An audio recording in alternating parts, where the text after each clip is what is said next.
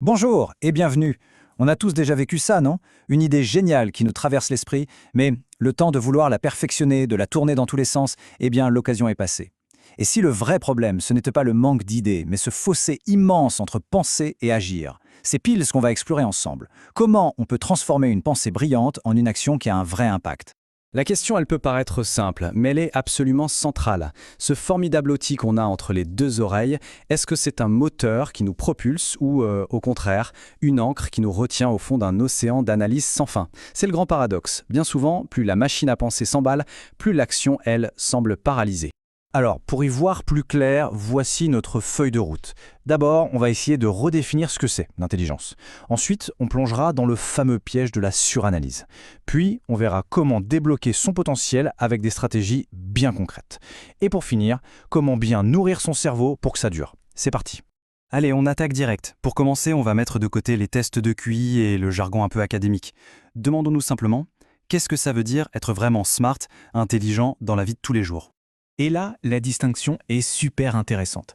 D'un côté, on a le cliché qu'on connaît tous, l'intelligence vue comme une sorte de don génétique qui s'exprime avec des mots compliqués et de la théorie pure.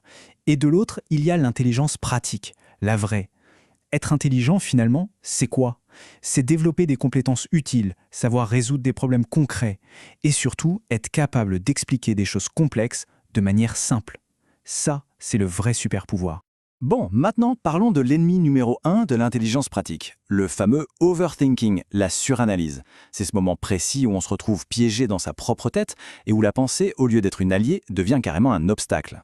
Le mécanisme est presque comique tellement il est vrai. D'abord, l'idée arrive, génial, mais tout de suite le filtre se met en marche. Est-ce que c'est pertinent? Est-ce que je vais avoir l'air intelligent? Ensuite vient l'étape de la modification. On cherche la phrase parfaite. Et pendant tout ce temps, eh bien, l'opportunité s'est envolée. La conversation a déjà changé de sujet. Un cycle incroyablement frustrant que beaucoup de gens connaissent. Alors, c'est quoi la solution? Eh bien, elle est presque trop simple, mais c'est ça. Il faut apprendre à sortir de sa tête. Il s'agit simplement de capter une pensée et de l'exprimer sans la passer au crible de mille et une analyses. Accepter de faire des erreurs, de ne pas être parfait, ce n'est rien d'autre que s'entraîner à agir. Ok, on a identifié le problème. Maintenant, comment on fait pour construire ce pont entre la pensée et l'action? Voici une petite boîte à outils avec 3 stratégies vraiment puissantes pour libérer ce potentiel qui est en nous. La première stratégie, c'est la méthode du spike, de la pointe. L'idée, c'est qu'au lieu d'être juste moyen partout, on choisit un domaine très précis et on devient une référence dessus. Pensez à cette personne au bureau qui est la spécialiste d'un logiciel, ou à cet ami qui connaît absolument tout sur un genre de musique de niche. Cette expertise très pointue les rend uniques, mémorables et au final super précieux. Deuxième stratégie, le levier, ou l'effet de levier. Les personnes les plus efficaces ne se contentent pas de travailler plus dur. Non, elles travaillent plus intelligemment en utilisant des multiplicateurs. Ça peut être le code, pour qu'un programme fasse le travail à notre place, ou les médias, pour qu'une seule idée touche des milliers de personnes. C'est tout l'art d'obtenir un impact maximal à partir d'un effort initial. Et enfin, la troisième approche, penser comme le créateur. Quand on fait face à un problème, il faut complètement changer de perspective. Au lieu de subir le truc, on se met dans la peau de la personne qui l'a conçu. Comment ça a été construit? Quelles sont les règles du jeu? Cet état d'esprit, ça force à analyser la structure profonde de la chose, à se baser sur des faits, des preuves, plutôt que de se perdre en opinion. D'accord, on a maintenant les stratégies pour passer à l'action. Mais pour que ce moteur continue de tourner à plein régime, il lui faut le meilleur carburant possible. Alors voyons comment alimenter son cerveau avec une méthode d'apprentissage, disons, de premier choix. La réponse va peut-être surprendre, mais ce sont les bons vieux manuels scolaires. Oui, oui.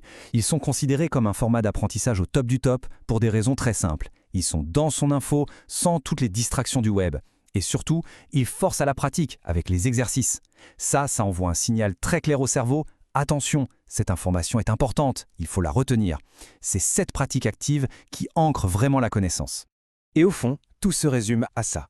Le véritable indicateur de l'intelligence, ce n'est pas la complexité des pensées qu'on a dans sa tête, mais bien notre capacité à les matérialiser dans le monde réel, à créer, à résoudre, à agir. C'est là qu'on passe du simple potentiel à un véritable impact. Ce qui nous amène tout naturellement à la question finale. Après avoir vu tout ça, la seule chose qui compte vraiment, c'est ce qu'on va en faire. Alors, la question à se poser est simple.